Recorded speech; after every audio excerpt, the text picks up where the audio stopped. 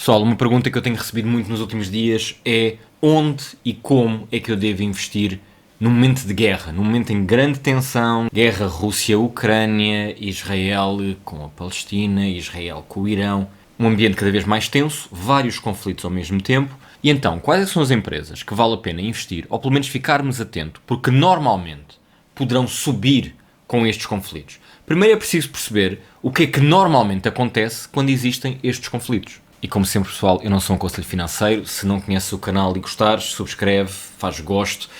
Eu agradeço imenso a vossa ajuda. Então vamos lá ver. Os últimos conflitos têm levantado, digamos assim, três mercados. O mercado da cibersegurança, o mercado da defesa e o mercado da energia. Isto é o que tem acontecido nos últimos anos. Se andarmos um bocadinho mais para trás, cibersegurança, obviamente, mais para trás, não tem grande impacto, mas existem dois que temos sempre, a defesa e a energia. E aqui energia, estamos a falar de eletricidade, de estações de eletricidade, de petróleo, gás e muitas outras coisas. E então hoje vou falar-vos aqui de 6 empresas que vocês podem ter debaixo do olho. Não vos estou a aconselhar comprar nenhuma delas. Aliás, destas 6 que eu vou falar, apenas uma delas está no meu portfólio. Mas, no entanto, lá está. Estratégias, níveis de risco diferentes, portfólios diferentes. Pode fazer sentido para ti. Mas, acima de tudo, não é só olhares para estas 6 empresas. É olhares para o porquê de eu achar que estas 6 empresas têm realmente algo a poder ganhar se tivermos aqui um conflito que se arraste, o que neste momento não me parece que aconteça assim de forma muito grave, mas lá está, todos estes conflitos que eu estou aqui a falar acabam por se arrastar um bocadinho, o que pode ajudar alguma destas empresas. Pessoal, a primeira empresa que eu posso falar aqui de forma muito rápida é a RTX Corporation. O que é que eles fazem? Esta é uma empresa que faz mísseis e faz radares. E a verdade é que ao longo do tempo tem vindo a subir. Como vocês podem ver, tem aqui valores interessantes. Nos últimos 20 anos, 366%. Sendo que, se vocês repararem, é no último ano em que as coisas começam a ficar mais interessantes. Se nós virmos aqui a 5 anos, vemos que é a partir do fim de 2023 que isto começa realmente a subir. Aqui vocês podem ver lucro. Se olharmos, por exemplo, para vendas, vemos que as vendas estão realmente a subir agora aqui um bocadinho. Estamos aqui já com vários Bs. No entanto, não é uma empresa de estar sempre a subir. Como vocês podem ver, teve exatamente as mesmas crises financeiras que existiram com as outras empresas. Aqui a crise de 2008, aqui o Covid, os dividendos sempre a crescer. Neste momento a empresa está a $141 e se olharmos aqui, por exemplo, para o Discount Cash Flow, que é uma forma de também se analisar qual é que poderá ser o valor da empresa daqui a uns tempos, estamos perto dos 200. Segunda empresa que pode ser interessante, a Northrop Grumman. E estamos a falar de uma empresa que aquilo faz é Stealth Technology. E aqui o que é que temos? Uma empresa que nos últimos 20 anos cresceu bastante, que em termos de vendas já subiu muito, desceu muito e agora tem vindo a subir. E como vocês podem ver, tem estado a subir. Também de um ponto de vista de dividendos, as coisas têm vindo a subir. E neste momento o preço está perto dos $500. E se olharmos aqui uma vez mais para o DCF, temos quase $686. Outra empresa também interessante, e esta muito mais conhecida, é a CrowdStrike. A CrowdStrike faz N coisas a nível de segurança, quer de dados e muitas outras coisas a nível de software. É uma empresa, como vocês podem ver, já teve altos e baixos. Se olharmos aqui para as vendas, tem sido sempre a subir. No entanto, a nível de valorização tem vindo a subir e a descer. Não esquecer, por exemplo, que o ano passado houve aquele problema dos serviços da CrowdStrike deixarem de funcionar, aeroportos parados, muita coisa a deixar de funcionar no Azure da Microsoft e tivemos aqui a queda. E foi uma queda muito grande, pessoal, porque a CrowdStrike estava quase a 400 e passou para 215 mais ou menos. Depois, obviamente, voltou a subir, o problema resolveu-se e neste momento está quase a chegar aos $500 por ação, não tem dividendos e a verdade é que tem-se comportado muito melhor este ano do que na média dos anos anteriores. A seguir, uma das mais famosas, pessoal, que é a Lockheed Martin. E esta empresa tem enormes contratos com os Estados Unidos e com a NATO para fazer componentes para aviões, para porta-aviões, para satélites, para mísseis e ainda tem um dividendo de 2,7% mais ou menos. Como vocês podem ver, nos últimos 20 anos, grande crescimento. No último ano, as coisas não têm estado assim muito bem. Aliás, nos últimos 3 anos, se nós repararmos, muitos efeitos horizontais. Por outro lado, como vocês podem ver, de um ponto de vista de vendas, tem vindo a subir. De um ponto de vista de dividendos, também tem vindo aqui a subir um bocadinho. Sendo que neste momento temos a empresa nos 460, já esteve aqui acima dos 600 e se olharmos para o DCF temos 726. Pessoal, isto são valores indicativos, não quer dizer que de alguma forma esta empresa consiga, esta ou outras, consigam chegar a estes valores. Mas é uma forma de tentar perceber, tendo em conta o potencial, a expectativa e a especulação que esta empresa poderá ter no futuro, tendo em conta que estamos a falar de algo também tecnológico, esta é uma previsão de valor, mas se vocês olharem aqui para outros valores, estão muito abaixo. Sendo que o valor intrínseco andará aqui, se calhar, mais ou menos os 520 e o seu preço atual é 460. O que quero voltar a reforçar é que tem um dividendo interessante. Depois, uma ainda mais famosa que é a Exxon, pessoal, e aqui estamos a falar de energia.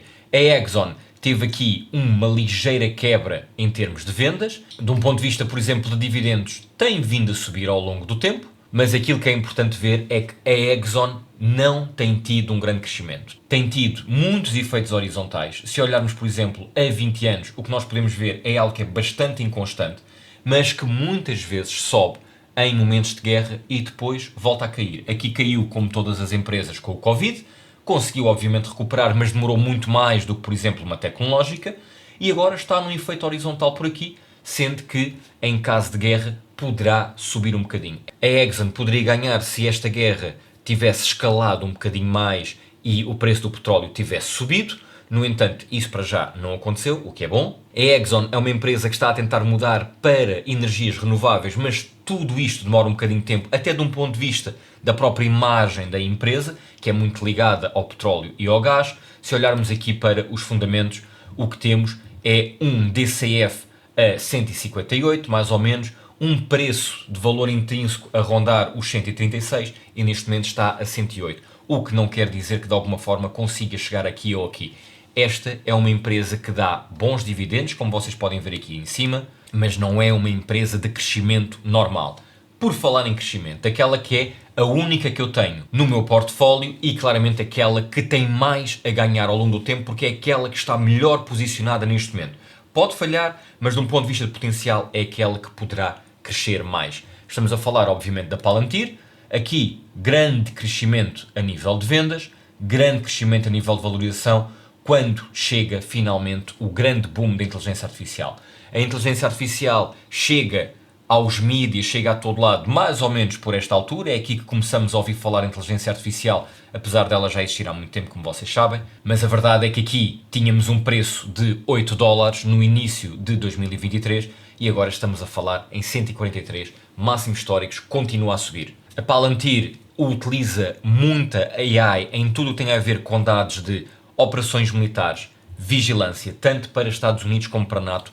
Eles têm os maiores contratos neste momento, não têm dividendos e é, obviamente, uma empresa muito especulativa, porque é na ideia de o que é que eles poderão fazer e o quanto é que seremos dependentes de uma empresa que tenha os dados e os melhores e maiores algoritmos de inteligência artificial a nível de defesa, de segurança e de vigilância. Eu estou a mostrar-vos isto, pessoal, na Forecaster. Provavelmente vocês já viram eu utilizar isto aqui. Eu tenho uma subscrição de 1 ano porque achei que realmente fazia muito sentido. E vocês têm estes dados todos por aqui. Eu já mostrei isto N vezes. Eu deixo o link em baixo para vocês se quiserem inscrever. Caso não conheçam a plataforma, vocês podem perguntar aqui o que é que está a acontecer, neste caso, com a Palantir, e têm isto tudo que podem ler. A explicação do negócio, competição, o que é a concorrência da Palantir, clientes, suppliers, o que é que se espera como futuro para esta empresa. Vocês têm aqui N dados que vocês podem analisar. Obviamente que a full analysis é uma das coisas mais interessantes que esta plataforma tem. Eu deixo o link em baixo se vocês quiserem inscrever. Pessoal, aproveito para muito rapidamente vos mostrar o patrocinador de hoje. Se tu segues o meu canal sabes, os meus vídeos têm patrocínios, é assim que eu também consigo continuar a fazer vídeos. E Aventus é um dos muitos poucos patrocinadores nos quais eu realmente invisto. Eu já vos vou mostrar aqui um bocadinho isto, mas primeiro, o que é Aventus? Aventus é uma plataforma P2P onde vocês podem investir, digamos assim, na construção, na melhoria, no upgrade de grandes centrais elétricas ou redes elétricas. Sendo que aqui estamos a falar principalmente de países mais na zona de leste, Lituânia, Letónia, tudo o que esteja ali à volta. São países que estão a modernizar bastante e neste momento, por exemplo, temos aqui duas opções em aberto, cada uma delas a dar 17% ao ano, e cada uma delas com uma coisa que para mim é muito importante, que é o Buyback Obligation, o que nos dá aqui alguma segurança. Aqui estamos a falar de infraestrutura para energia eólica, vento, e aqui para calor e eletricidade. A Ventos é uma plataforma muito fácil de usar, pelo menos para mim tem sido, e tem sido muito fácil pôr dinheiro, tirar dinheiro, tem corrido bastante bem, e vocês já sabem, mesmo sendo o patrocinador, se não tivesse a correr bem, eu também dizia-vos. Em termos de portfólio, só para vocês terem uma ideia, para quem não segue o meu canal também ficar a saber, eu já investi em 2 projetos da Ventos. Primeiro neste projeto aqui, e na altura foram 1000 euros que eu investi. Depois, quando acabou os 4 meses em que o dinheiro ficava bloqueado, eu retirei o dinheiro, ganhei o meu lucro, foi mais ou menos 70 euros que eu ganhei em 4 meses com aqueles 1000 euros, sempre a fazer juro composto. Agora estou com este ativo, sendo que também investi 1000 euros, juro composto, e o total neste momento que tenho investido com o juro composto é estes 1173, sendo que no total dos 2 investimentos que fiz até agora, e estamos a falar, eu comecei a fazer isto no fim do ano passado, estou com 242 euros. Olhando aqui, por exemplo, para as transações, para vocês perceberem, eu comecei este segundo investimento no fim mesmo de fevereiro, e na altura ganhei logo 50 euros numa campanha de bónus que eles tinham, 55, 56, 57, agora estou a ganhar 58 cêntimos por dia, só por ter aqui o dinheiro. Se eu carregar aqui, aquilo que eu posso ver é que no dia 1 de julho posso retirar o dinheiro, eu depois logo vejo se faz sentido para mim ou não retirar o dinheiro, ou até investir noutras oportunidades que possam investir, e eventos vai tendo várias. Eu deixo o link em baixo para vocês poderem inscrever, mesmo que não estejam a pensar em investir agora.